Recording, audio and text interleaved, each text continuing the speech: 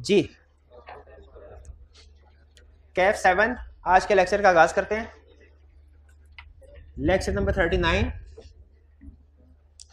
Previous lecture में हमने ये स्टडी किया था कि कोई भी अगर कंपनी बारो करना चाहे तो बारोइंग की डिफरेंट फॉर्म्स हैं। डिबेंचर इशू करके भी बारोइंग की जा सकती है, बैंक से लोन लेके भी बारोइंग की जा सकती है, और बारोइंग की बात कर रहा हूँ। और इसके अलावा डायरेक्टर्स या मेजॉरिटी शेयर होल्डर से भी लोन लिया जा सकता है। ये बोरोइंग सिक्योर्ड भी हो सकती है, अनसिक्योर्ड भी हो सकती है, लेकिन ज्यादातर बोरोइंग सिक्योर्ड होती है। इसकी तीन टाइप्स हमने स्टडी की थी। तीन तरह के लोन होते हैं, बोरोइंग्स होते हैं, प्लेज, मॉर्गेज और चार्ज। और इसमें चार्ज की फर्दर दो टाइप्स हमने स्टडी की थी, फिक्स चार्ज और फ्लोटिंग चार्ज। शाबाश, तो ये सारे कंसेप्ट हमें क्लियर है। अब हम स्टडी करते हैं कि अगर कोई कंपनी एग्रीमेंट करती है बोरोइंग का, जैसे प्लेज का किया या मॉर्गेज का किया या चार्ज का किया, तो क्या इसे कमीशन से मुराद रजिस्ट्रार, कमीशन भी कंसेप्ट समझाने के लिए आपको वर्ड यूज करता हूं, वरना असल में ये रजिस्ट्रार के पास रजिस्टर करवाया जाता है। तो क्या कंपनी कोई भी अगर लोन एग्रीमेंट करती है, वो चाहे मॉर्गेज का हो, चाहे प्लेज का, चाहे चार्ज का, क्या उसे कमीशन के पास रजिस्टर करवाना रिक्वायर्ड है? यानी चाहे प्लेज, चाहे मॉर्गेज, चाहे चार्ज, कोई सा भी बोरोइंग का एग्रीमेंट हो, क्या उसे रजिस्ट्रार के पास रजिस्टर करवाना रिक्वायर्ड है? इसका जवाब है यस, रिक्वायर्ड है। ठीक है, अच्छा ये पहले इसकी नेसेसिटी समझ लीजिए, क्यों रिक्वायर्ड होता है ये रजिस्ट्रार के पास रजिस्टर करवाना। क्योंकि सम टाइम कुछ एग्रीमेंट ऐसे होते हैं जो शायद आपने किसी और जगह पे भी रजिस्टर करवाए हों। जैसे आप कोई भी मॉर्गेज करवाते हैं तो गवर्नमेंट का जो लैंड रेवेन्यू रिकॉर्ड होता है, जहाँ पे जो प्रॉपर्टी है, वो जैसे लाहौर की प्रॉपर्टी है फॉर एग्जांपल, तो वो आपको सुना होगा पटवारी खाने में जाके वहाँ पे भी एंट्री होती है। वहाँ पे भी अगर आपने कोई मॉर्गेज करवाई हो तो मार्क किया जाता है इस प्रॉपर्टी के अगेंस्ट लोन लिया गया है। तो जब एक जगह पे गवर्नमेंट के रिकॉर्ड में एंट्री हो रही है, रजिस्ट्रेशन हो रही है, तो रजिस्ट्रार के पास भी रजिस्टर करवाने की जरूरत क्या है? इसकी दो रीजन है। पहली रीजन जो ये कि रजिस्ट्रार के पास जब रजिस्टर करवाएंगे तो उसके पास कंपनी का सेंट्रलाइज्ड रिकॉर्ड मौजूद होगा।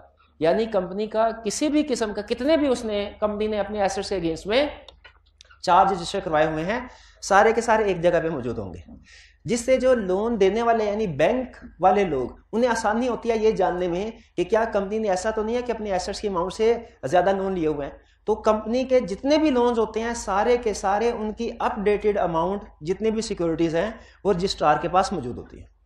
और दूसरी रीजन ये होती है कि ना सिर्फ ये कि एज ऑन टुडे का रिकॉर्ड होता है रजिस्ट्रार के पास, बल्कि जब से कंपनी इनकॉर्पोरेट हुई है सारा रिकॉर्ड मौजूद होता है। इससे बैंक्स को एक ही जगह से ये भी अंदाजा लगाने में हेल्प होती है कि पास्ट में इस कंपनी ने किस किस बैंक से लोन लिए हुए हैं और कोई डिफॉल्ट किया है कि नहीं डिफॉल्ट किया। तो ये चूंकि सारा रिकॉर्ड सेंट्रलाइज्ड एक ही जगह पे मेंटेन हो रहा होता है और वो रिलायबल भी होता है, इसीलिए बैंक्स की कोशिश ये होती है और कंपनीज की भी कि वो रिकॉर्ड एक जगह पे सेंट्रलाइज मेंटेन हो रहा हो। इसीलिए रजिस्ट्रार के पास हर बोरोइंग एग्रीमेंट को रजिस्टर करवाया जाता है, चाहे वो प्लेज हो, चाहे वो मॉर्गेज हो, चाहे चार्ज हो। ये क्लियर हो गया? अच्छा, अब यहाँ पे हमें समझा ये रहा है पहला कंसेप्ट। ये एग्जाम में अक्सर 5-6 नंबर के साथ पूछ लेता है कि बताइए वो कौन कौन सा प्लेज, मॉर्गेज और चार्ज है जो रजिस्ट्रार के पास रजिस्टर करवाना जरूरी है। बताइए वो कौन सा प्लेज, मॉर्गेज और चार्ज है, कौन कौन सी टाइप के, जो रजिस्ट्रार के पास रजिस्टर करवाना रिक्वायर्ड है। इसका एक है वन वर्ड आंसर, जो कंसेप्चुअली तो ठीक है लेकिन एग्जाम में वो लिखने के नंबर नहीं मिलेगी। और एक है लंबा चौड़ा आंसर, जो है तो थोड़ा सा मुश्किल लेंथी, लेकिन एग्जाम में नंबर उसी के मिलेंगे। कंसेप्चुअली आंसर सुन लीजिए। क्वेश्चन क्या है कि वो कौन कौन सा प्लेज, मॉर्गेज और चार्जेस हैं जो रजिस्ट्रार के पास रजिस्टर करना रिक्वायर्ड है। इसका आंसर है every pledge, every mortgage, every charge. Company कोई भी बोरोइंग का एग्रीमेंट करे, हर तरह का प्लेज, हर तरह का मॉर्गेज, हर तरह का चार्ज रजिस्ट्रार के पास रजिस्टर करवाना लाजमी है, लाजमी है। क्लियर? लेकिन ये कंसेप्ट तो ठीक है, एग्जाम में इसके मार्क्स नहीं मिलेंगे। एग्जाम में मार्क्स उस लिस्ट के मिलेंगे जो कंपनीज एक्ट में उसने हमें दी हुई है। लेकिन जब आप इस लिस्ट को पढ़ेंगे ना और थोड़ा सा गौर करेंगे, सिर्फ रटा नहीं गौर करेंगे, तो आपको पता चलेगा इसमें हर तरह की चीज कवर हो जाती है, हर तरह की चीज का। जैसे सबसे पहले उसने कहा कि वो कहता है अगर आप सिक्योरिटी के तौर पे, यानी आपने प्लेज या मॉर्गेज या चार्ज क्रिएट करवाया किस एसेट्स के ऊपर, any movable property of the company के ऊपर, तो उसको रजिस्टर करवाना जरूरी है। यानी अगर आपने व्हीकल्स पे व्हीकल पे चार्ज क्रिएट करवाया, मॉर्गेज करवाना जरूरी है? सॉरी रजिस्टर करवाना जरूरी है। व्हीकल मूवेबल है, इन पे चार्ज क्रिएट करवाया, रजिस्टर करवाना जरूरी है, बिल्कुल जरूरी है हर मूवेबल प्रॉपर्टी पे। और साथ ही उसने कह दिया कि ऑन एनी इमूवेबल प्रॉपर्टी भी, चाहे वो जहां मर्जी सिचुएटेड। अच्छा ये बड़ा इंटरेस्टिंग वर्ड है, वेल नेवर सिचुएटेड। लेकिन पहले आप फोकस कीजिए कि मूवेबल प्रॉपर्टी पे किसी किस्म का चार्ज वगैरह क्रिएट करवाते हैं, वो भी रजिस्टर करवाना है। इमूवेबल भी तो बाकी प्रॉपर्टी रह कौन सी गई, यही तो टाइप्स होती हैं। हाँ लेकिन एक रह गई, एक रह गई इनटेंजिबल। मूवेबल हो गई, इमूवेबल हो गई, इनटेंजिबल तो रहेगी ना। इसीलिए उसने कहा ऑन गुडविल और एनी इंटेलेक्चुअल प्रॉपर्टी। ये जो कैटेगरी ना फिफ्थ, यहां पे इसका इशारा किस तरफ है, शाबाश, इंटेंजिबल एसेट्स की तरफ। तो कौन कौन सा मॉर्गेज प्लेज चार्ज रजिस्टर करना रिक्वायर्ड है, this is created on any movable, immovable, goodwill और इंटेलेक्चुअल प्रॉपर्टी, ठीक है। और डेटर्स पे ऑन बुक डेट से मुराद डेटर्स है, बुक डेट से क्या मुराद है, डेटर। अच्छा डेटर असल में कोई प्रॉपर्टी नहीं होती, प्रॉपर्टी नहीं, एसेट है, प्रॉपर्टी नहीं है। मेरी इस स्टेटमेंट से एग्री करते हैं, डेटर्स एसेट्स हैं, प्रॉपर्टी नहीं। और आपको पता है डेटर्स को भी गिरवी रखवाया जा सकता है इसके अगेंस्ट में भी, कि कैसे वाला, बैंक के पास जाते हैं, आपने बिल रिसीवेबल्स का टॉपिक पढ़ा अकाउंटिंग में, कोई डिस्काउंटिंग का टॉपिक, डिस्काउंटिंग में क्या होता है वाला, बिल रिसीव, बैंक के पास जाते हैं, बैंक से कहते हैं सर ये देखिए ये हमारे डेटर्स हैं, हमने इनसे पैसे लेने हैं। बैंक कहता है अच्छा 3 महीने के बाद आपने इसे 1 लाख लेना है, ऐसा कीजिए अभी मुझे मेरे से आप 90,000 ले लीजिए, 3 महीने में इंतजार करता हूं, 3 महीने के बाद इसे 1 लाख रुपया ले लूंगा। इसको हम कहते हैं डिस्काउंटिंग, ठीक है, डिस्काउंटिंग। तो जो अगर आपने टेक्निकली स्पीकिंग, ये तो बज़ाहिर रखता है ना डिस्काउंटिंग, लेकिन अगर आप इसके ऊपर सोचें असल में ये लीगली ट्रांजैक्शन क्या बनती है, आपने बैंक से 90,000 का लोन लिया और बदले में 1 लाख के डेटर्स को सिक्योरिटी के तौर पे बैंक के पास गिरवी रखवा दिया, ठीक है, और वो 10,000 बाद में उसका इंटरेस्ट होगा। तो ये book debts of the company पे भी चार्ज रजिस्टर करवाया जा सकता है, ठीक है। आपने ये हैरान नहीं होना कि डेटर्स के ऊपर चार्ज कर, डेटर्स को क्या, डेटर्स को फिजिकली पकड़ के बैंक के पास जमा करवाए जाएंगे, नहीं नहीं नहीं नहीं, उनका जो राइट टू रिसीव मनी है वो बैंक को दिया जाता है। ये क्लियर हो गया। तो अभी तक बताइए कौन कौन सा टाइप ऑफ मॉर्गेज चार्ज या प्लेज रजिस्टर करना रिक्वायर्ड है, every movable, immovable, intangible, goodwill and intellectual property शामिल है, book debts of the company. और फिर उसने कहा कि कहीं कोई चीज रह ना गई हो, इसीलिए उसने कहा ऑन एवरी प्रॉपर्टी और undertaking of the company including stock in trade. हालांकि इन्वेंट्री मूवेबल में आ गई है, लेकिन उसने खास तौर पे इसका अलहदा से जिक्र कर दिया। वो इसलिए किया कि प्रैक्टिकली बहुत सी कंपनीज अपनी ज्यादातर जो बोरिंग्स है वो स्टॉक इन ट्रेड के अगेंस्ट में प्लेज करवा के करती है, इसलिए उसने खास तौर पे इसका भी जिक्र कर दिया। तो कितनी तरह के मॉर्गेज प्लेज चार्ज रजिस्टर करना रिक्वायर्ड है, ये सारे आपके सामने हैं, ठीक है। ये एग्जांपल याद कर लेंगे सारे, अच्छा आगे चलते हैं। फिर एक अजीबोगरीब सी एग्जांपल दी है जिसकी मुझे आज तक समझ नहीं आई, ये क्यों एग्जांपल दिया उसने।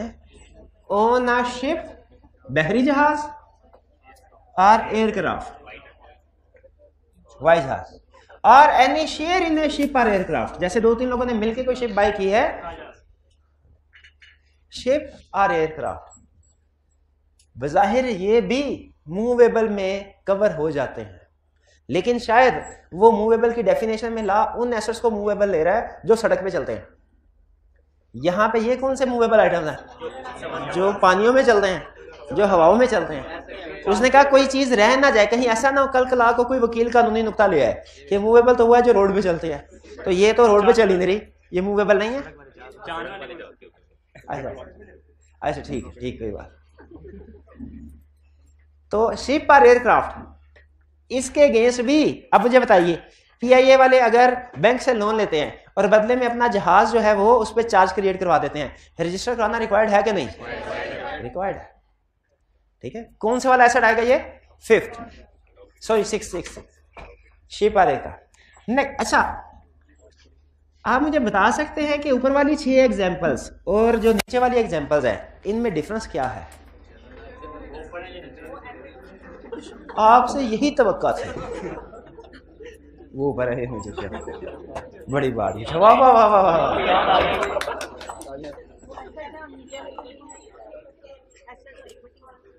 ऊपर एसेट्स है, नीचे क्या है, इक्विटी है। हाँ ये देखिए बिल्कुल ठीक आपने पिक किया है। ये ऊपर जितनी भी एग्जांपल्स है ये इटसेल्फ एसेट्स हैं जिनको आप सिक्योरिटी के तौर पे बैंक के पास लिखवाएं, रजिस्टर करवाएं तो बैंक का चार्ज क्रिएट होता है। यहाँ पे नीचे वाली एग्जांपल्स में ये एसेट्स की बात नहीं कर रहा, बल्कि यहाँ पे ये नहीं कह रहा फॉर इश्यूएंस ऑफ डिबेंचर कि जब कभी आप डिबेंचर करेंगे तो उन डिबेंचर्स को सिक्योरिटी के तौर पे बैंक के पास रखेंगे। यहाँ पे ये नहीं कह रहा, क्योंकि डिबेंचर तो इटसेल्फ हमारी लायबिलिटी है, तो सिक्योरिटी के तौर पे एसेट्स दिए जाते हैं, लायबिलिटीज थोड़ी दी जाती है। ये नीचे वाली एग्जांपल अगर आप देखें तो ये लायबिलिटीज है। यहाँ पे ये नहीं समझा रहा कि इनको सिक्योरिटी के तौर पे रखवाया जा सकता, बल्कि समझा क्या रहा है कि अगर आप डिबेंचर्स इशू करते हैं, सिक्योर डिबेंचर, तो डिबेंचर इशू करने के अगेंस्ट आपने कोई भी चीज को सिक्योर करवाया हो, किसी भी किस्म के एसेट को सिक्योर करवाया, उसकी रजिस्ट्रेशन करवानी है। यानी अगर डिबेंचर इशू किए, इनके अगेंस्ट जो भी चार्ज क्रिएट करवाया किसी भी किस्म के एसेट्स पे, वो आपने रजिस्टर करवाना है। यानी डिबेंचर रजिस्टर नहीं हो रहे, डिबेंचर इशू करने में बैकएंड पे जो सिक्योरिटी लिखवाई गई है वो रजिस्टर करवाना है। इसी तरह same for issuance of any instrument in the nature of redeemable capital. Redeemable capital किसको कहते हैं, preference shares. Redeemable means returnable. तो अगर आपने उनके अगेंस्ट में किसी भी किस्म की सिक्योरिटी रखवाई है, किसी भी किस्म की सिक्योरिटी, तो आपने जब रिडीमेबल शेयर इशू किए तो जो भी सिक्योरिटी रिक्वायर्ड उसको रजिस्टर करवाना लाजमी है। और last on conditional sale agreements for acquisition of property. Conditional sale agreement क्या कह रहा है, जैसे lease financing, hire purchase, sale and lease back, ये भी कंपनी का बोरोइंग करने का तरीकाकार है। बोरोइंग करने का तरीकाकार है। आपने लीज पढ़ी हुई है, उसमें एक एसेट हमारे पास ट्रांजैक्शन होती है, एडवांस लेवल पे होती है, पता नहीं आपने पढ़ी है कि नहीं पढ़ी। कंपनी को पैसों की जरूरत है, कंपनी क्या करती है, अपनी कोई प्रॉपर्टी किसी एक बंदे को बेच देती है, उससे 100 मिलियन अभी के अभी ले लिया और बाद में उसे कहा आप यही प्रॉपर्टी हमें लीज पे दे दें, हम यही प्रॉपर्टी आपसे रेंट पे ले लेते हैं, लीज पे ले लेते हैं।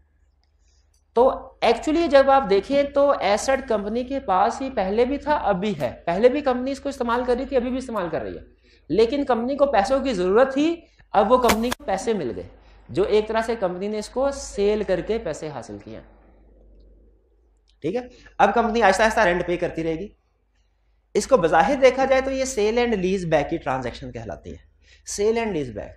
लेकिन अगर आप लीगली देखें ना तो ये ट्रांजैक्शन ऐसे ही है जैसे आपने अपने एसेट किसी दूसरे के हवाले करके उससे लोन ले लिया है और अब आप आहिस्ता आहिस्ता मंथली बेसिस पे उसकी रीपेमेंट करते रहेंगे। ये है सेल एंड लीज बैक। इसी तरह हायर परचेज है कि जैसे आपने चीजें खरीद ली और अब आप आहिस्ता आहिस्ता उसको पे कर रहे हैं। तो वो कह रहे हैं इस तरह की भी जो लायबिलिटीज क्रिएट होती हैं कंपनी की, जिसमें बज़ाहिर तो ये लगता है कि कोई किसी किस्म का डेट इन्वॉल्व नहीं है, लेकिन दरअसल अगर आप सोचें तो डेट इन्वॉल्व है। दरअसल अगर आप सोचें तो डेट इन्वॉल्व है। इसीलिए इस तरह के जितनी भी ट्रांजैक्शन हैं जो मिसलिनियस टाइप्स की हो सकती है, lease financing, hire purchase, sale and lease back, ये सब भी अगर आप इनमें से किसी ट्रांजैक्शन में भी आप इन्वॉल्व होते हैं, रजिस्ट्रार के पास रजिस्टर करवाना जरूरी है, क्योंकि अब वो एक तरह से एसेट जो है वो आपका सिक्योरिटी के ऊपर दूसरे पर्सन से के पास। ये कुछ समझ आई? ये इसमें थोड़ा सा चूंकि अकाउंटिंग भी इन्वॉल्व है तो मैं भी आपको इसकी सही तरीके से समझ ना आई हो, लेकिन जहन में रखिए ये सारे जितने भी पॉइंट्स हैं आपने इनको रिप्रोडक्शन के क्वेश्चन के लिए याद करना है। एग्जाम में आज तक उसने जब भी पूछा है इस लर्निंग ऑब्जेक्टिव में से क्वेश्चन, हमेशा रिप्रोडक्शन का क्वेश्चन पूछा है। और क्वेश्चन उसका क्या होता है कि बताइए वो कौन कौन से चार्जेस हैं जो रजिस्ट्रार के पास रजिस्टर करवाना रिक्वायर्ड है। डन, बता देंगे। अगर मैं आपसे पूछूं कि अभी किताब बंद करके लिखें तो कम से कम कितने टाइप ऑफ चार्जेस लिख लेंगे जो रजिस्टर करवाना रिक्वायर्ड है? सारे लिख लेंगे। चले ठीक है। अच्छा, आखिरी लफ्ज बड़ा इंटरेस्टिंग है, आखिरी sentence, a negotiable instrument issue to secure debt is not required to be registered. क्या लिखा हुआ है? Negotiable instrument issue to secure a debt is not required to be registered. यानी ये ऐसी एग्जांपल है जिसमें कंपनी लोन ले रही है। इन सारी एग्जांपल में भी कंपनी लोन ले रही है। इनमें तो सीधा समझ आ जाएगा आपको 8 तक लोन ले रही है। 9वीं एग्जाम्पल में आपको सीधा समझ में नहीं आएगा, लेकिन असल में इसमें भी कंपनी एक तरह से लोन ही ले रही है। इन सब एग्जाम्पल में लोन ले रही है कंपनी और उससे रजिस्टर करवाना रिक्वायर्ड है। लेकिन जो आखिरी एग्जाम्पल है ना, इसमें भी कंपनी लोन ले रही है लेकिन रजिस्टर करवाना रिक्वायर्ड नहीं। इसको समझने के लिए सबसे पहले तो निगोशिएबल इंस्ट्रूमेंट समझिए ये क्या होता है। ये बल्कि आपने बिजनेस लॉ में पढ़ा होगा, पढ़ा होगा ना, प्रोमिसरी नोट पढ़ा है। प्रोमिसरी नोट में क्या होता है? क्या प्रोमिसरी नोट निगोशिएबल इंस्ट्रूमेंट के एग्जांपल है? क्या पढ़ा होता है हमने प्रोमिसरी नोट में? जब कभी कंपनी बैंक से लोन लेती है ना, बैंक वाला कहता है ठीक सिक्योरिटी के तौर पे आपने चीजें हमारे पास रखवा दी, ठीक, आप अपने डायरेक्टर से कहें हमें एक प्रोमिसरी नोट भी दें ताकि जिसपे लिखा हो on demand we will pay ABC bank limited ₹50 million, ₹50 million, ठीक है। वी प्रॉमिस जो भी अल्फाज होते हैं, I promise to pay ₹50 million to ABC bank on demand. इसका मकसद क्या होता है? बैंक ये कह रहा है कि अगर कभी कंपनी लोन वापस ना कर पाई और सिक्योरिटीज की वैल्यू भी कम होगी किसी वजह से, कंपनी लोन वापस ना कर पाई, तो हम डायरेक्टर से बाकी का लोन लेंगे, डायरेक्टर्स को लायबल करार दीजिए। बाय लॉ डायरेक्टर्स कंपनी के डेट्स के लिए लायबल नहीं होते, सेपरेट पर्सन है, लेकिन अगर वो खुद से प्रोमिसरी नोट लिख के दे दे बैंक को तो उस सूरत में लायबल हो सकते हैं, खुद से कर देते। ये जो इंस्ट्रूमेंट लिख के डायरेक्टर्स बैंक को दे रहे होते हैं ये प्रोमिसरी नोट या निगोशिएबल इंस्ट्रूमेंट कहलाता है। लॉ कहता है ये रजिस्टर करवाना रिक्वायर्ड नहीं है। क्यों बोला रिक्वायर्ड नहीं है? पर्सनल कैपेसिटी में जा रहा है। और दूसरा ये एडिशनल सिक्योरिटी है। असल में तो कंपनी ने जब लोन लिया तो उन्होंने कोई ना कोई प्रॉपर्टी वगैरह ऊपर करवा दी होगी, ये एडिशनल सिक्योरिटी है, पर्सनल लेवल की सिक्योरिटी है, इसीलिए इसे रजिस्टर करवाना रिक्वायर्ड नहीं है। क्लियर हो गया? चलिए, ये 9 एग्जांपल्स हैं, 9 में से 8 एग्जांपल्स उम्मीद है आपको अच्छे तरीके से समझ आ गई होगी। लास्ट 9वीं एग्जांपल में थोड़ा बहुत प्रॉब्लम होगी, लेकिन परेशानी की जरूरत नहीं है। समझ आए या ना आए, क्या करना है? याद कर लेना आपने जी। गुडविल को हमने यहाँ पे क्यों लिखा है? वो तो प्लेज मोड है, चार्ज से किसी में भी हम सिक्योर नहीं करवाते, तो सिक्योरिटी में ही रखवाते। नहीं, गुडविल को भी सिक्योरिटी के तौर पर बाज़ औक़ात गुडविल जो है उसकी कोई मार्केट वैल्यू हो सकता है, हो सकती है उसकी वैल्यूएबल चीज़ हो गुडविल में, कुछ केसेस में हो सकती है, हो सकती है। आगे चलते हैं। अच्छा, अब आप फर्ज कीजिए एक कंपनी के सीएफओ हैं, चले बना देते हैं आपको सीएफओ। बैंक से लिया लोन, आपके साथ वकील भी गया, उसने एक अच्छा सा एग्रीमेंट बना लिया और बैंक ने भी उसके ऊपर साइन कर दिए, आपने भी इसके ऊपर साइन कर दिए, एग्रीमेंट वैलिड हो गया। बैंक ने आपको पैसे ट्रांसफर कर दिए, आपने कोई और आपने सिक्योरिटी जो भी चार्ज था वो क्रिएट करवा दिया। क्या आपने मजीद कोई काम करना? रजिस्टर करवाना है। कहाँ? रजिस्ट्रार। मेरा पहला क्वेश्चन यहाँ पे ये है कि रजिस्टर किसने करवाना है, बैंक ने या कंपनी ने? अच्छा, बैंक के लिए ला वर्ड यूज करता है लेंडर और कंपनी के लिए वर्ड यूज करता है बोरोवर। तो अगर लेंडर और बोरोवर के अल्फाज इस्तेमाल हो तो आप क्लियर है कि इसे क्या मराद। लेकिन हम क्योंकि केस स्टडी, अब जो अगला क्वेश्चन हम पढ़ने जा रहे हैं ना, ये ज्यादातर केस स्टडी बेस्ड क्वेश्चन में टेस्ट करता है, इसीलिए हम बैंक और कंपनी के नाम से इसको बुला के आगे चलेंगे। क्योंकि केस स्टडी में कोई ना कोई एक बैंक होगा, एक कंपनी होगी, आपको पता होना चाहिए। कंपनी बैंक को लोन नहीं देती, बैंक कंपनी को लोन देता है। क्या बैंक रजिस्ट्रार के पास जाकर रजिस्टर करवाएगा या के कंपनी? पहला क्वेश्चन यहां पे ये राइज होता है, who can register the charge. Concept क्या पढ़ने जा रहे हैं? रजिस्ट्रेशन ऑफ सिक्योरिटी, यानी चार्ज वगैरह। क्या आपने लोन लिया, सिक्योरिटी के तौर पे जो भी चीजें रजिस्टर करवाई या सिक्योरिटी के तौर पे जो भी चीजें बैंक के पास रखवाई, अब उन्हें रजिस्ट्रार के पास रजिस्टर कैसे करवाना है वो प्रोसेस समझने जा रहे हैं। क्या समझने जा रहे हैं हम क्या समझने जा रहे हैं? तो कौन सा प्रोसेस समझने जा रहे हैं? रजिस्ट्रार के पास जाने का प्रोसेस। कौन सा प्रोसेस समझ के रजिस्ट्रार के पास कोई भी सिक्योरिटी रजिस्टर कराने का प्रोसेस क्या है? पहला कंसेप्ट, हु कैन रजिस्टर, कौन रजिस्टर करवा सकता है? वो कहता है ये बोरोवर की ड्यूटी है और लेंडर का राइट है कि चार्ज को रजिस्टर करवाया जाए। यानी कंपनी की ड्यूटी है और बैंक का राइट है कि चार्ज रजिस्टर कर। ड्यूटी का मतलब क्या है कि असल में जिम्मेदारी बैंक की है। सॉरी कंपनी कंपनी ठीक ठीक ठीक ठीक कंपनी, असल में जिम्मेदारी कंपनी की है, लेकिन अगर किसी वजह से कंपनी डिले कर रही है तो बैंक खुद भी अगर चला जाए रजिस्ट्रार के पास तो रजिस्ट्रार चार्ज को रजिस्टर कर देगा, किसकी फेवर में? बैंक की फेवर में। लेकिन चूंकि ओरिजिनली जिम्मेदारी ये कंपनी की थी, इसीलिए अगर लेंडर यानी बैंक खुद से चार्ज रजिस्टर करवाता भी है तो जो इसके अखराजात होंगे वो कंपनी को ही बर्दाश्त करने पड़ेंगे, वो कंपनी से बाद में क्लेम कर लेगा। बैंक वो अखराजात कंपनी से बाद में क्लेम कर लेगा।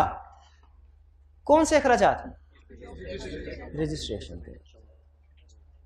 तो फिर बताइए कि चार्ज रजिस्टर करवाना है तो कौन जाके चार्ज रजिस्टर करवा सकता है?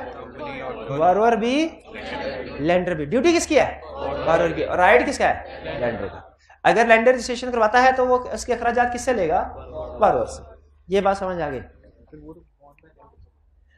हाँ, चार्जेस बारोअर है, लेंडर नहीं है, लेंडर नहीं है। बोन बाय बारोअर, बारोअर ही लिखा हुआ ना बुक में भी। चार्जेस बोन बाय, बर्दाश्त किए गए। कंपनी से मुराद बारोअर ही है। ये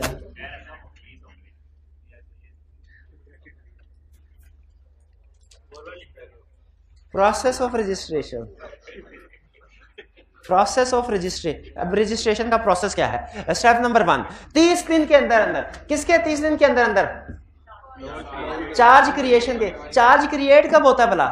जब इंस्ट्रूमेंट साइन होता है। इंस्ट्रूमेंट साइन होता है। इंस्ट्रूमेंट का मतलब क्या है? Loan agreement. लोन एग्रीमेंट को कहते हैं इंस्ट्रूमेंट या instrument creating charge. Instrument creating charge का मतलब है वो डॉक्यूमेंट जिसकी बेस पे चार्ज क्रिएट हो रहा है, यानी आसान अल्फाज में लोन एग्रीमेंट। तो जिस दिन लोन एग्रीमेंट होगा उसके कितने दिन के अंदर अंदर रजिस्ट्रेशन करवानी है? 30 दिन के अंदर अंदर। तो 30 दिन के अंदर अंदर कौन रजिस्ट्रेशन करवाने जाएगा? बारोअर भी जा सकता है, लेंडर भी जा सकता है। अगर लेंडर जाता है तो वो बारोअर से उसके खर्चात क्लेम कर लेगा। तो 30 दिन के अंदर अंदर, फर्ज कीजिए हमने कि बारोअर ही सीधे तरीके से रजिस्ट्रेशन करवा रहा है, तो जिस दिन लोन एग्रीमेंट हुआ उसके 30 दिन के अंदर अंदर बारोअर जाएगा किसके पास? रजिस्ट्रार के पास, और उसको copy of the instrument file करेगा। कॉपी ऑफ द इंस्ट्रूमेंट का मतलब क्या है? लोन एग्रीमेंट की कॉपी, और इसके साथ प्रेस्क्राइब्ड पर्टिकुलर्स फाइल करेगा। एक फॉर्म होता है जो फिल करना होता है, उस पर कुछ पर्टिकुलर्स लिखे होते हैं, वो फॉर्म फिल करके उसके साथ सबूत के तौर पे लोन एग्रीमेंट की कॉपी लगा के रजिस्ट्रार के हवाले कर दिया जाता है, और रजिस्ट्रार फिर उसको रजिस्टर करके सर्टिफिकेट इशू कर देता है। सर्टिफिकेट आपको पता है, रजिस्ट्रार जब कभी रजिस्ट्रेशन करता है कोई ना कोई सर्टिफिकेट जरूर इशू करता है। ठीक है, ये ना समझेगा कि रजिस्ट्रार सिर्फ या तो सर्टिफिकेट ऑफ इनकॉर्पोरेशन इशू करता है या certificate of commencement of business issue करता है। नहीं नहीं, वो अदर टाइप्स ऑफ सर्टिफिकेट भी इशू करता है। प्रोसेस क्लियर हो गया? क्या प्रोसेस है मेरे भाई बताइए?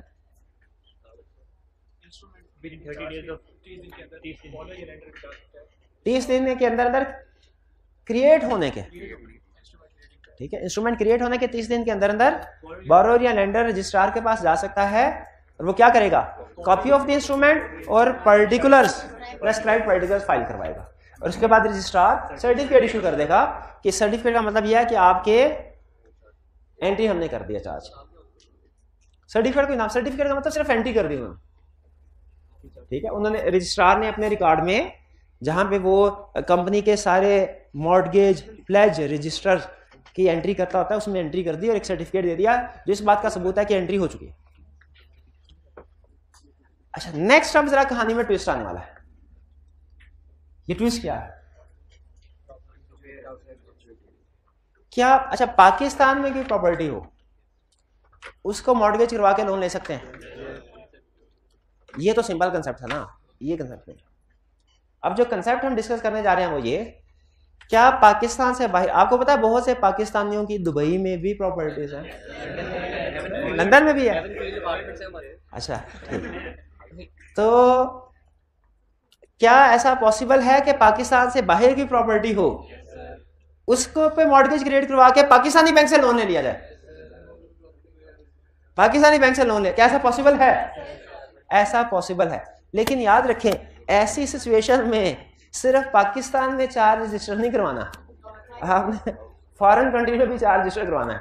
इधर ना इधर 4 रजिस्टर हुआ हो और उधर से प्रॉपर्टी को बेच दे, क्योंकि दुबई में प्रॉपर्टी है, दुबई का बैंक वाला अब वो पाकिस्तान वाले से थोड़ी पूछेगा कि बताइए आपके मुल्क में इस प्रॉपर्टी पे कोई चार्ज क्रिएट तो नहीं, उसे बताना पड़ेगा जाके।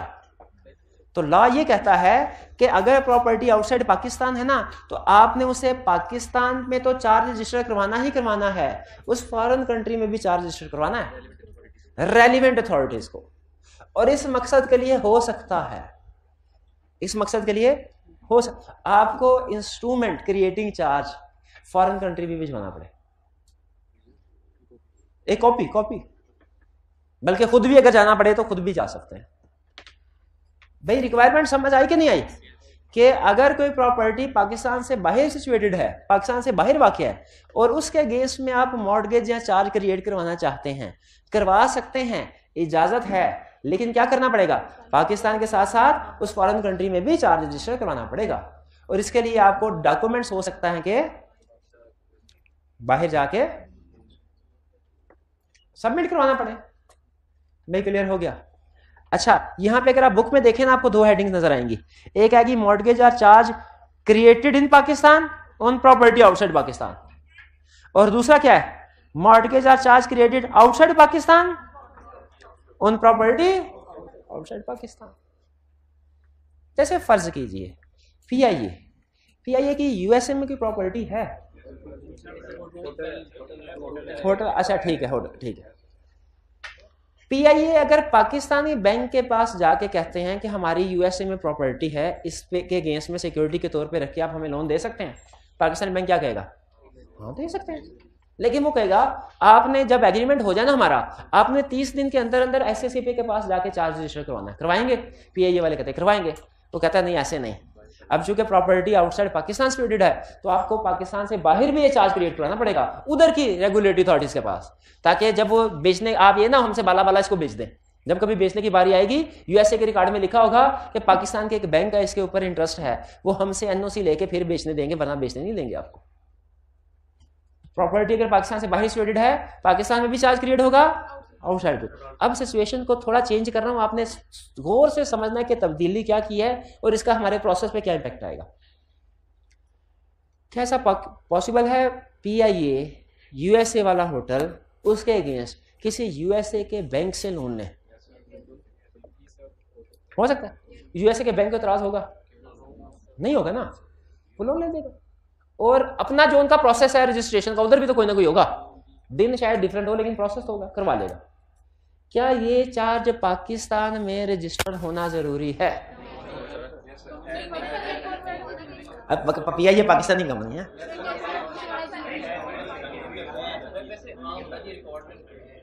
रिकॉर्ड में एंट्री पहुंच गए, रिकॉर्ड में एंट्री होनी चाहिए। कहीं ऐसा ना हो यूएसए के बैंक से भी लोन ले लिया, पाकिस्तान के बैंक से भी लोन ले ले, हाँ उधर। तो इसीलिए अच्छा आप देखें, होना चाहिए।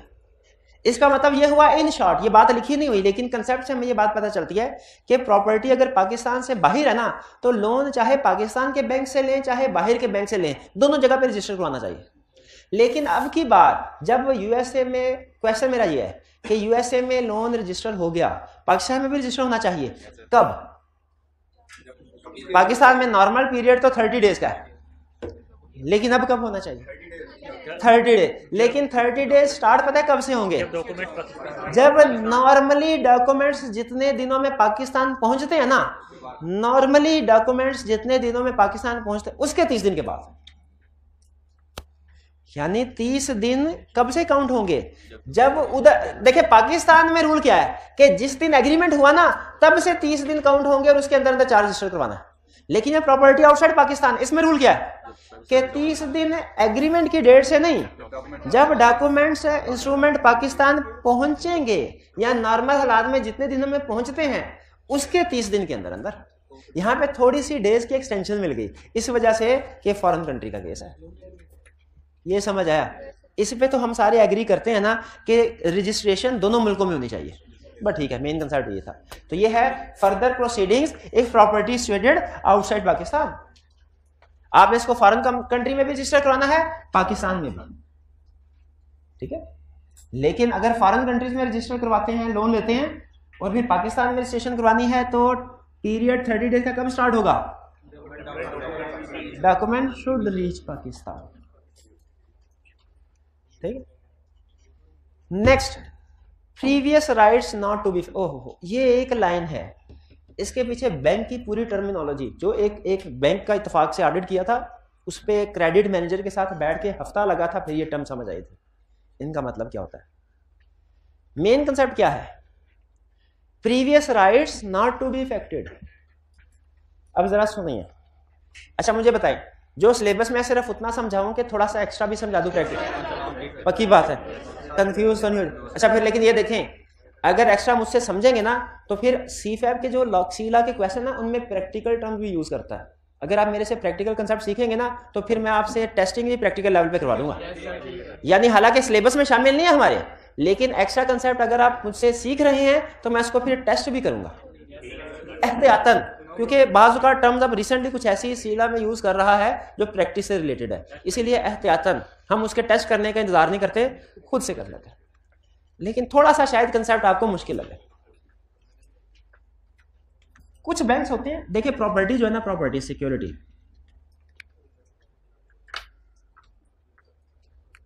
सिक्योरिटी जैसे क्या सिक्योरिटी को बताए? कोई प्रॉपर्टी, कोई बिल्डिंग का नाम बता आपका। पीटीसीएल की बिल्डिंग है, पीटीसीएल की बड़ी सी बिल्डिंग है, इसकी वैल्यू कर लेते हैं 100 मिलियन फॉर एग्जांपल। इतनी बड़ी बिल्डिंग, चले बहरहाल एग्जांपल के लिए काफी, इसकी मार्केट वैल्यू है 100 मिलियन। सिक्योरिटी को दो बड़े हिस्सों में पहले क्लासिफाई करना है, बड़े हिस्सों में। एक होती है शेयर्ड, एक होती है नॉट शेयर्ड। ये जनरल वर्ड मैं यूज कर रहा हूं, असल में लीगल टर्म कुछ और है। शेयर्ड का मतलब क्या है? एक सिक्योरिटी के ऊपर एक से ज्यादा बैंक्स ने लोन दिया हुआ है। नॉट शेयर्ड का मतलब क्या है? एक ही बैंक ने लोन दिया हुआ है। जब नॉट शेयर्ड होना तो इसे प्रैक्टिकली कहा जाता है इस बैंक का एक्सक्लूसिव चार्ज है। ये प्रैक्टिकल टर्म है। एक्सक्लूसिव चार्ज का मतलब क्या है? किसी एक प्रॉपर्टी के ऊपर सिर्फ एक ही बैंक ने लोन दिया हुआ है और उसी का राइट है। क्लियर हो गया ये? और शेयर्ड का मतलब क्या है? एक प्रॉपर्टी के ऊपर एक से ज्यादा बैंक्स ने लोन दिया। आपको बजाहिर लगेगा जैसे शेयर्ड में ना फ्रॉड हो रहा है बैंक्स के साथ, ऐसा नहीं है।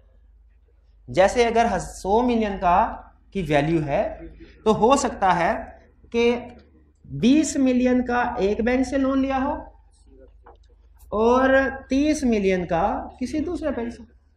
यानी 100 मिलियन की प्रॉपर्टी में 20 मिलियन की सिक्योरिटी एक बैंक को दी हुई है, 30, तो दोनों बैंक खुश है। बल्कि दोनों बैंक ये कहेंगे सर जी हमारी सिक्योरिटी में अभी भी कुशन है, आप किसी तीसरे को 40 मिलियन लोन भी लेके ऐड करवाना चाहें कोई मसला नहीं है। क्लियर हो गया? अच्छा, फर्ज कीजिए पहले लोन लिया था ए से। एक्सक्लूसिव चार्ज में तो प्रॉब्लम ही कोई नहीं है ना, ये कंसेप्ट एक्सक्लूसिव चार्ज के लिए नहीं है, क्योंकि एक्सक्लूसिव चार्ज के केस में प्रीवियस किसी का राइट होगा ही नहीं। फर्ज कीजिए, अब इसको थोड़ी देर के लिए सिर्फ ये टर्म ध्यान में रख लें, बाकी इसको इग्नोर कर दें। शेयर्ड, पहले बैंक ए से लोन लिया 20 मिलियन, ठीक है, फिर बैंक बी से लोन लिया 30 मिलियन, ठीक। मेरा क्वेश्चन ये है, फर्ज कीजिए किसी वजह से प्रॉपर्टी की वैल्यू कम हो गई और इसको बेच के पैसे आए 40 मिलियन। 40 मिलियन, मेरा क्वेश्चन है इस 40 मिलियन की डिस्ट्रीब्यूशन कैसे होगी? इसको क्या प्रोपोर्शनेट डिस्ट्रीब्यूशन होगी? इसको 16, इसको 24, या पहले सारे का सारा इसको मिलेगा फिर इसको? पहले ए को, तरतीब के लिहाज से पहले ए ने लोन दिया था बाद में बी, पहले ए, यानी अगर बाद में बी एक सिक्योरिटी पे ऑलरेडी चार्ज क्रिएट हुआ है, उस सिक्योरिटी पे बाद में कोई दूसरा बैंक चार्ज क्रिएट करता है, तो यहां पे लॉ क्या कह रहा है कि प्रीवियस के राइट्स इफेक्ट नहीं होंगे। प्रीवियस के राइट्स इफेक्ट नहीं होंगे का मतलब क्या है? जब ये डिफॉल्ट करेंगे, ये सिक्योरिटी बिकेगी, सबसे पहले इसका पूरा डेट पे होगा, इसके बाद बाकी दूसरों की बारी आएगी। ये बात समझ रहे हैं? Previous rights shall not be affected का मतलब ये है। इसको बैंक की लैंग्वेज में कहते हैं ranking charge. Ranking, RANK। Ranking charge का मतलब क्या है कि जो पहले बैंक ने लोन दिया उसकी सेटलमेंट पहले होगी, फिर दूसरे बैंक ने लोन दिया उसकी सेटलमेंट बाद में होगी, फिर तीसरे बैंक जिसने लोन दिया उसकी सेटलमेंट उसके बाद होगी। रैंक बना दिए जाएंगे, तरतीब लगा दी जाएगी। यह है रैंकिंग चार्ज। FIFO, शाबाश FIFO, FIFO कह ले, बिल्कुल ठीक है। रैंकिंग चार्ज का मतलब हाँ कि जिसने पहले लोन दिया है वो पहले आओ जी। ये देखिए कहीं पे भी लिखा है, मुझे तो ये भी नहीं कंफर्म कि लिखा भी है कि नहीं। हाँ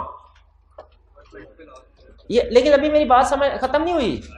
रैंकिंग, अच्छा क्वेश्चन फिर ये है कि इसमें नहीं, बकाया तो कंपनी को मिल जाता।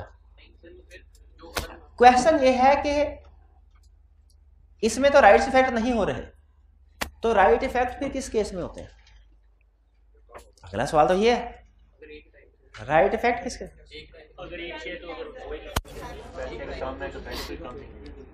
जो बैंक बी होता है ना, ये कंपनी से कहता है PTCL से कि आपने मुझे असूल ये है कि जो बाद में लोन देगा ना वो लाइन में लगेगा, पहले वाले की पहले पेमेंट होगी, बाद वाले बाद में। लेकिन मैं ये चाहता हूं कि मैं लाइन में ए के पीछे ना लगूं, ए के साथ खड़ा हूं, यानी दोनों को जो पेमेंट हो रही हो प्रोपोर्शनेट हो। इसमें बी, इसमें ए का राइट्स इस वाली ऑप्शन में अफेक्ट हो रहा है कि नहीं हो रहा? इसमें हो रहा है, क्योंकि इसमें पैसे इसको हो सकता है कम मिले, इसमें राइट्स इफेक्ट हो रहा है। इसको कहते हैं पारी पासू चार्ज, PARI, पारी पासू PASSU। पारी एट पार से निकला है ना, इक्वल केस में इक्वल। रैंकिंग में क्या होता है, एक बैंक आगे फर्स्ट रैंक, सेकंड, मैं स्पेलिंग बताता हूँ, पार तो सुना ना, एट पार इक्वल, पार से ही निकला है पारी, PARI, पारी PASSUE, पारी पासू, पारी पास, ये लैटिन वर्ड्स होते हैं। इक्वली पास, जो बेनिफिट होगा इक्वली पास होगा, जो सिक्योरिटी का बेनिफिट होगा इक्वली पास होगा, पारी पासू चार्ज। लेकिन इसके लिए आपको, चूंकि अब प्रैक्टिकली सुन ले बात, बैंक ए ने लोन दे दिया, बैंक बी जब लोन देगा ना सेम सिक्योरिटी के ऊपर, दो ऑप्शंस होती हैं कि क्या ये चार्ज रैंकिंग के तौर पे रजिस्टर करवाया जाए या पारी पासू के तौर पे। अगर ये रैंकिंग के तौर पे रजिस्टर करवाया जाए ना, तो बैंक ए की रजामंदी की, इसके NOC की जरूरत नहीं होती, क्योंकि इसका राइट इफेक्ट नहीं होता। इसीलिए बैंक कहता है बाय डिफॉल्ट, लॉ ये कहता है बाय डिफॉल्ट जब कभी नेक्स्ट रजिस्टर होंगे ना, तो प्रीवियस के राइट इफेक्ट नहीं होंगे। लेकिन अगर आप प्रीवियस के राइट इफेक्ट करना चाहते हैं ना, यानी पारी पासू, तो फिर आपको इसकी रजामंदी लेना पड़ेगी, प्रैक्टिकली इससे NOC लेना होता है। और NOC ले तो फिर पारी पासू चार्ज क्रिएट होता है, वरना नहीं। तो ये आपको फर्क समझ आया, एक्सक्लूसिव चार्ज में, रैंकिंग चार्ज में और पारी पासू चार्ज में क्या फर्क है। अब अगर किसी केस स्टडी में टर्म यूज हो, रैंकिंग चार्ज क्रिएट हुआ है, 1 तारीख को बैंक ए ने लोन दिया है, 10 तारीख को बैंक बी ने लोन दिया है, तो जब रीपेमेंट होगी तरतीब लगा लेंगे। और अगर वो कहते पारी पासू चार्ज है, फिर दोनों में डिस्ट्रीब्यूशन करनी है, ध्यान में रखिएगा। तो ये बात आपको समझ आ रही होगी कि जब कभी चार्ज रजिस्टर करवाया जाएगा, प्रीवियस पार्टीज के चार्ज के राइट्स इफेक्ट नहीं होंगे, यानी जब कभी नेक्स्ट चार्ज क्रिएट होगा वो बाय डिफॉल्ट कौन सा चार्ज होगा? Ranking charge. रैंकिंग चार्ज यानी पहले वालों की बारी आएगी, बाद में इनकी बारी आएगी। लेकिन अगर आप इस चार्ज के अपग्रेड कराना चाहते हैं पारी पासू में, तो फिर जिन जिन का राइट्स इफेक्ट हो रहा है उनकी रजामंदी लेनी पड़ेगी। ठीक है, अब दिल में आ रही है बात, प्रैक्टिस की बात है तो बात से बात निकलती है। आप एक जगह बैंक में बिल जमा करवाने के लिए खड़े हैं, आपकी बारी है 10वीं, रैंकिंग में 10वीं बारी है, आप चाहते हैं आपकी बारी 5वीं आ जाए, तो बताइए आपको 5वीं बारी आ जाए तो आपको किसकी परमिशन लेनी पड़ेगी? जो 5वें नंबर पे है उसकी? नहीं, हाँ 5वें नंबर और उससे पीछे जितने हैं उन सब की, क्योंकि उन सब का राइट इफेक्ट होगा। इसीलिए अगर ये एक से ज्यादा तादाद हो ना तो सारे बैंक से हमने परमिशन लेनी होती है। बड़ा इंटरेस्टिंग काम होता था प्रैक्टिस में। बहरहाल ये टर्म ज़हन में रखिएगा, कभी आपके काम आ जाएंगी। आगे चलते हैं। Consequences of non registration. नहीं रजिस्टर करवाते चार्ज तो क्या हो जाएगा? अच्छा, दो स्टेटमेंट दे रहा हूं, एक सही एक गलत। एक अगर आपने सही सेलेक्ट कर ली इसका मतलब अभी तक जो समझाया आपने समझ लिया, गलत सेलेक्ट की तो इसका मतलब कुछ भी नहीं समझा आपने। एक कंपनी ने बैंक से लोन लिया, लोन दे दिया बैंक ने, डिसबर्समेंट हो गई, डिसबर्समेंट समझ पेमेंट हो गई, लेकिन बैंक ने वो चार्ज रजिस्टर नहीं करवाया रजिस्ट्रार के पास। बैंक ने करवाया ना कंपनी ने करवाया, किसी ने नहीं करवाया। इफेक्ट क्या होगा? दो में से एक स्टेटमेंट सेलेक्ट करनी है। पहला, सिक्योरिटी विल बी वॉइड। दूसरा, लोन विल बी वॉइड।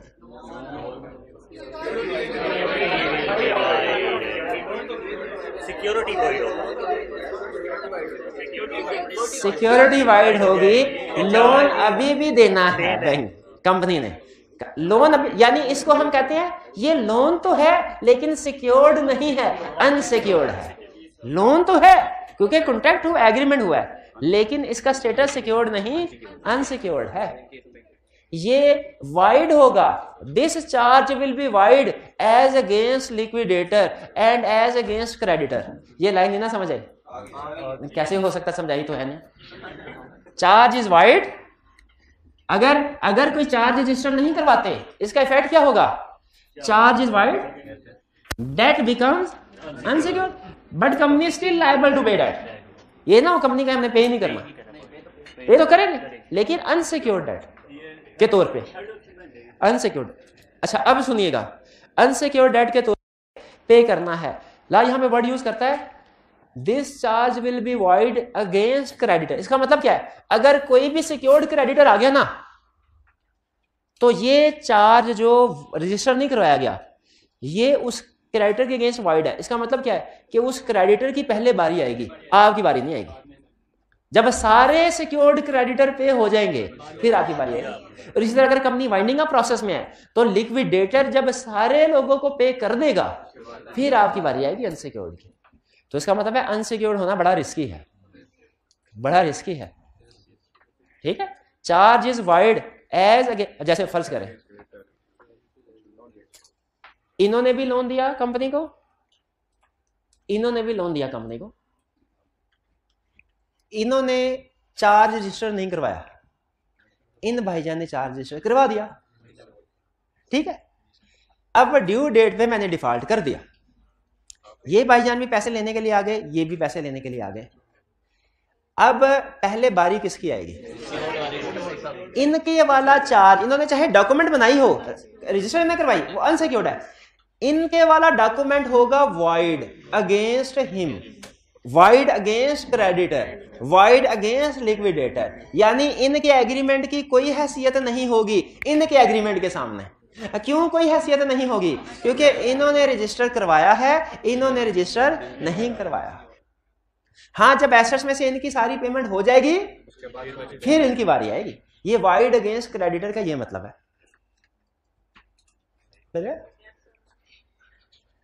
फिर आखिरी चीज, कंस्ट्रक्टिव नोटिस ऑन एक्विजिशन। आखिरी concept, constructive notice on acquisition. आप अगर किसी कंपनी से कोई प्रॉपर्टी खरीदना चाहें, खरीद सकते हैं कि नहीं? खरीद सकते हैं, लेकिन आपने एक काम हमेशा करना है। क्या? रजिस्ट्रार के पास जाके उसके रिकॉर्ड में देखना है कंपनी ने इस प्रॉपर्टी को कहीं पे चार्ज या मॉर्गेज तो नहीं क्रिएट करवाया। ये वैसे हर ट्रांजैक्शन में जब भी प्रॉपर्टी बाइंग सेलिंग होती है ना, ये नोट किया जाता है, क्योंकि इंडिविजुअल भी तो बैंक से लोन ले सकते हैं। जब भी प्रॉपर्टी की डीलिंग होती है ना, बल्कि उसमें बाकायदा लिखवाया जाता है कि जिसमें सेलर रिटर्न फॉर्म में लिख के देता है कि ये प्रॉपर्टी, इसके ऊपर किसी किस्म का कोई चार्ज नहीं है, ठीक है, और मैं इसकी जिम्मेदारी लेता हूं। लेकिन खास तौर पे चूंकि कंपनी ला पड़ रहे हैं, अगर कंपनी से आप कोई भी प्रॉपर्टी खरीद रहे हैं, खरीद सकते हैं, लेकिन ये चेक कर लेना इसके ऊपर ऑलरेडी चार्ज रजिस्टर्ड है कि नहीं। कैसे पता चलेगा हमें? ऑलरेडी इस प्रॉपर्टी के ऊपर कोई लोन लिया गया कि नहीं, कैसे पता चलेगा? रजिस्ट्रार के। क्या रजिस्ट्रार के पास जो रिकॉर्ड है ये वाला मॉर्गेज वाला, वो जनरल पब्लिक के लिए ओपन होता है? यस, फीस होगी, करवा सकते हैं। अगर आप ये स्टेप नहीं करवाते तो लॉ कहता है मैं एज्यूम करूंगा अगर कोई प्रॉपर्टी आपने खरीदी है उस पे चार्ज या मॉर्गेज था, मैं एज्यूम करूंगा खरीदते वक्त आपको इसका नोटिस था। जैसे अगर आप कोई एग्रीमेंट आपके सामने आए ना, आप उसको पढ़े बगैर साइन कर दें तो आप बाद में ये नहीं कह सकते मैंने तो पढ़ा ही नहीं था।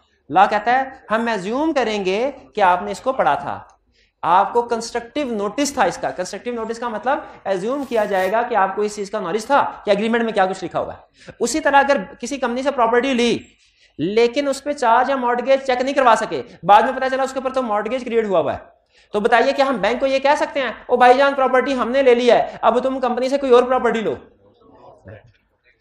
ये लॉ ये एज्यूम करेगा कि प्रॉपर्टी खरीदते हुए आपको इस चीज का नॉलेज था कि प्रॉपर्टी अंडर मॉर्गेज है और आपने विद मॉर्गेज प्रॉपर्टी खरीदी है।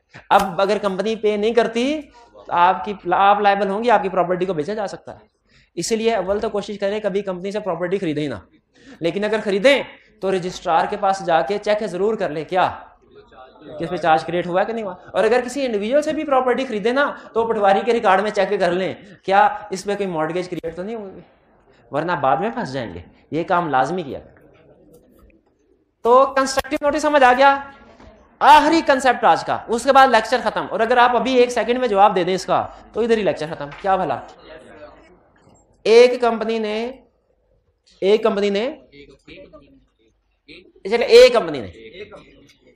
ए लिमिटेड ने बैंक से लोन लिया और माल रोड की प्रॉपर्टी पे मॉर्गेज क्रिएट करवाया, रजिस्टर भी करवा दिया।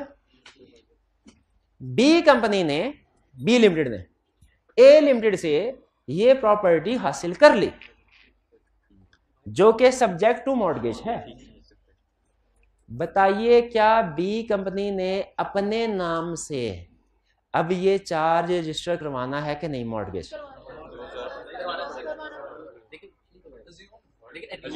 नहीं, ये तो अज्यूम किया जाए इसको नॉलेज था। मैं ये नहीं पूछ रहा कि इसको नॉलेज था कि नहीं था, मैं ये पूछ रहा हूं कि ये चार्ज अब रजिस्ट्रार की बुक्स में कंपनी ए के रिकॉर्ड से निकल के कंपनी बी के नाम पे चढ़ाया जाएगा ये चार्ज, या कि कंपनी ए के नाम पे रखा है? कंपनी बी के। शाबाश, यही कंसेप्ट है। इसका मतलब है कंपनी बी को चार्ज रजिस्टर करवाना चाहिए नए सिरे से। कितने दिन में? अब इस सूरत में 30 दिन कहां से शुरू होने हैं? सेल एग्रीमेंट से। नहीं, लोन एग्रीमेंट उधर ही रहेगा उसका, लोन एग्रीमेंट उधर ही रहेगा। ये प्रॉपर्टी जो है इसको चार्ज क्रिएट करवाना होगा, ठीक है? नए नाम पे रजिस्टर होनी चाहिए ना। चलिए, ये था हमारा आज का कंसेप्ट। आज आपने लर्निंग ऑब्जेक्टिव 4 और 5 ये 2 लर्निंग ऑब्जेक्टिव सीखे हैं। क्लियर हो गए? जिसमें हमने क्या सीखा? हमने लिस्ट सीखी कि कौन कौन से केसेस हैं जिनमें प्लेज मॉर्गेज या चार्ज रजिस्टर करवाना जरूरी है। इनफैक्ट हर तरह का प्लेज मॉर्गेज चार्ज रजिस्टर करवाना जरूरी है, लेकिन लॉ ने हमें ये कुछ लिस्ट दे दिया। कौन कौन सी? Movable property, immovable property, book debts, goodwill, intellectual property, share, aircraft share, issue of debenture, redeemable capital, और वर्ड में था मुश्किल सा रिडीमेबल कैपिटल हो गया, लीज एग्रीमेंट्स वगैरह, ठीक है। हाँ, एक ऐसा था इंस्ट्रूमेंट जिसको रजिस्टर कराना जरूरी, निगोशिएबल इंस्ट्रूमेंट। शाबाश, रजिस्टर करवाना जरूरी। अच्छा, अगर रजिस्ट्रेशन करवानी है तो कौन जाएगा रजिस्ट्रेशन करवाने के लिए रजिस्ट्रार के पास? बारोअर की ड्यूटी है, लेंडर का राइट है, ठीक है। और कितने दिनों में रजिस्ट्रेशन करवानी है? क्या कौन सा डॉक्यूमेंट साथ लेके जाना है? इंस्ट्रूमेंट क्रिएटिंग चार्ज, उसकी कॉपी सबमिट करनी है और पर्टिकुलर प्रेस्क्राइब करना है, जिसके बाद रजिस्ट्रार एक सर्टिफिकेट इशू कर देगा। अच्छा, जब ये प्रॉपर्टी आउटसाइड पाकिस्तान रजिस्टर्ड है फिर क्या रूल होगा? दोनों जगह पे रजिस्टर करवानी है, ठीक है। अगर लोन बाहर के अच्छा, ये लोन किस बैंक से लिया गया ये क्लियरली डिस्कस नहीं किया हुआ उसने, लेकिन कंसेप्ट यही बता रहा है कि अगर प्रॉपर्टी आउटसाइड पाकिस्तान है और चार्ज आउटसाइड पाकिस्तान क्रिएट किया है, आउटसाइड पाकिस्तान क्रिएट करने का मतलब उधर फॉरेन बैंक से, तो फिर आपने पाकिस्तान में भी उसकी रजिस्ट्रेशन करवानी है। और इसका टाइम पीरियड 30 दिन कब से शुरू होगा? जब वो डॉक्यूमेंट पाकिस्तान में पहुंचेगी। लेकिन अगर पाकिस्तान के बैंक से लोन लिया है, charge property created outside but charge created inside Pakistan, तो इसमें बाहर फॉरेन कंट्री में भी चार्ज क्रिएट करने की जरूरत पड़ेगी और डॉक्यूमेंट्स आपने उधर भेजने हैं, ठीक हो? और फिर अगर रजिस्ट्रेशन नहीं करवाते, इस कॉन्सिक्वेंसेस क्या हो गए? Charge will be wide against creditor and liquidator, creditor and liquidator. और इसमें अनसिक्योर्ड लोन होगा, लेकिन कंपनी लायबल है पे करने के लिए, लेकिन उसका स्टेटस अनसिक्योर्ड डेट का होगा।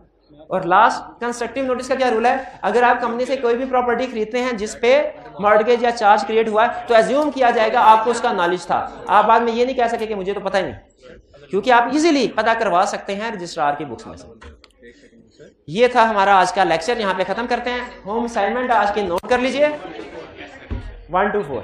आज का लेक्चर यहाँ खत्म करते हैं हम। अल्लाह हाफिज।